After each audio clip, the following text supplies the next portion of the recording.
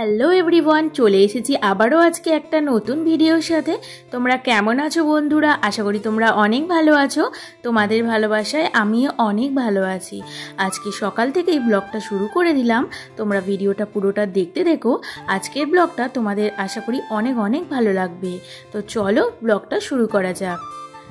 সকালবেলা উঠেই ভগবানের সেবা দিয়ে দিয়েছি, আর সকাল সকাল তোমরা একটু ভগবানের দর্শন করে নাও। আজকে সারাদিনটা তোমাদের অনেক অনেক ভালো কাটবে।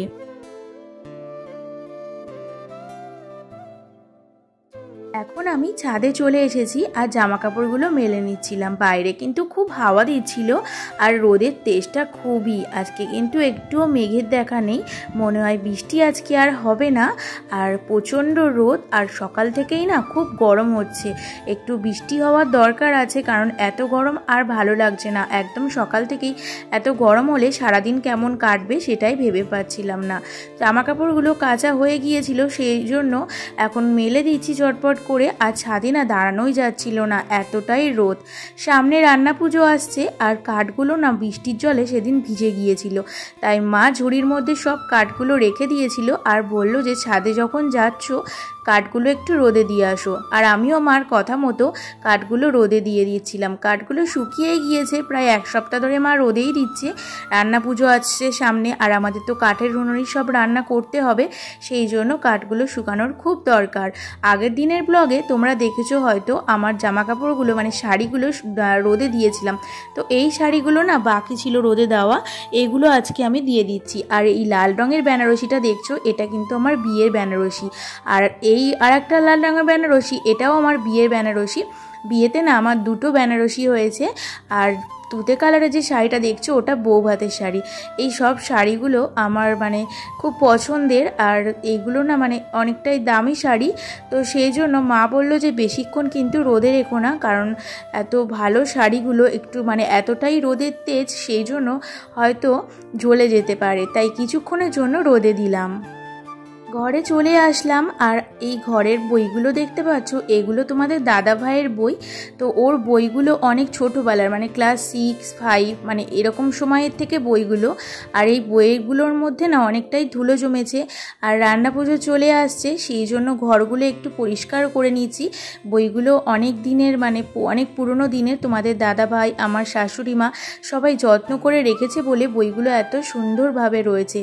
আর আমি না বইগুলোকে দেখছি আর ভাবছিলাম যে আমিও ক্লাস 9-এ যখন পড়তাম সেই সিলেবাসগুলো ছিল, কিন্তু আজকেকার মানে পড়াশোনাতে এরকম সিলেবাস আর নেই।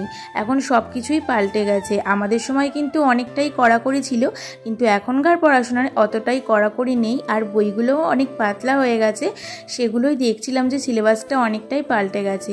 তো এই 3টে র্যাক পরিষ্কার করা একসাথে সম্ভব নয়, তাই প্রথম র্যাকের সব বইগুলো বার করে ভালো করে মুছে নিয়ে বইগুলো এর মধ্যে তুলে দিয়ে আবার কিন্তু দ্বিতীয় র্যাকটা ধরবো, তাই ওপরের দিকে দিয়ে দিচ্ছিলাম। সেরকম একটা কেরম ধুলো নেই, কারণ এটা সবসময় কাচের মধ্যে থাকে, তাও ভালো করে পরিষ্কার সুন্দর করে রাখলে না দেখতে সুন্দর লাগে।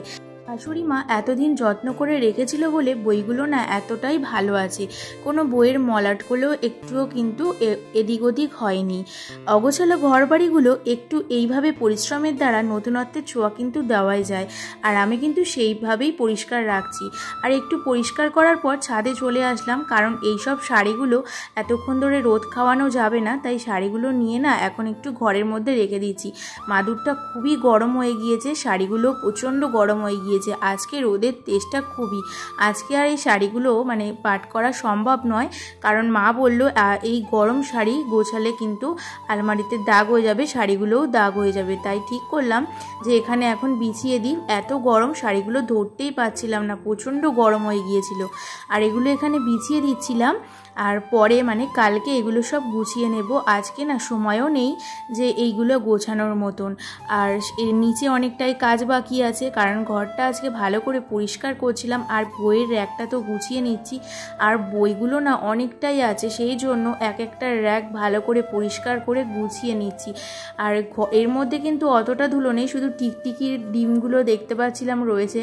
আর সেরকম একটা অতটা ধুলো নেই, কিন্তু বইগুলো একটু একটু ধুলো হয়েছে, সেগুলো যদি আবার গুছিয়ে রাখি, আবার কিন্তু সুন্দরভাবে গোছানো থাকলে সুন্দর দেখতে লাগবে। সেই জন্যই আমি এখন চটপট করে গুছিয়ে নিচ্ছি। আর এই 3টে বইয়ের র্যাক গোছাতেই না আমার অনেকটাই সময় লেগে গেছে, বাকি কাজগুলো করার আর সময় পাইনি। বইগুলো গোছাচ্ছি আর উল্টে উল্টে দেখছিলাম যে এই সিলেবাসগুলো আমরা পড়েছি, এই অঙ্কটা আমি করেছি, এটা খুব কঠিন ছিল আমার সময়ে, আর স্যার বারবারই বুঝিয়ে দিত, আমি কিন্তু বুঝতে পারতাম না। তারপরে যখন মা একদিন মারলো আমাকে, তারপরে কিন্তু আমি তারপর থেকে না অঙ্কগুলো একদম ভালো করে বুঝে গিয়েছিলাম।